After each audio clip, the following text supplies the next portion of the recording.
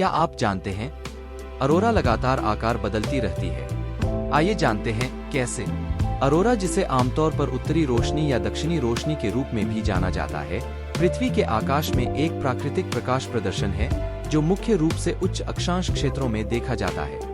Aurora शानदार रोशनी के गतिशील पैटर्न प्रदर्शित करते हैं जो पूरे आकाश को कवर करते हुए पर्दे, किरणों, सर्पिल या गतिशील झिलमिलाहट के रूप में दिखाई देते हैं।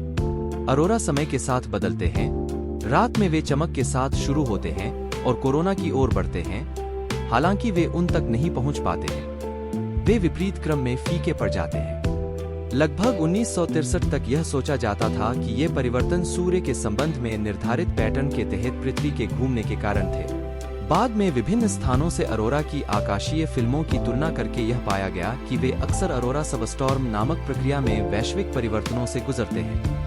वे कुछ ही मिनटों में ऑरोरल ओवल के साथ साथ शांत चाप से अंधेरे की ओर सक्रिय डिस्प्ले में बदल जाते हैं और 1 से 3 घंटे के बाद वे धीरे धीरे वापस बदल जाते हैं। समय के साथ अरोरा में परिवर्तन आमतौर पर किलोग्राम का उपयोग करके देखे जाते हैं। कम समय के पैमाने पर अरोरा अपनी उपस्थिति और तीव्रता को बदल सकते हैं, कभी कभी इतनी धीमी गति से कि नोटिस करना मुश्किल हो जाता है और कभी कभी तेजी से दूसरे पैमाने तक नीचे आ जाता है।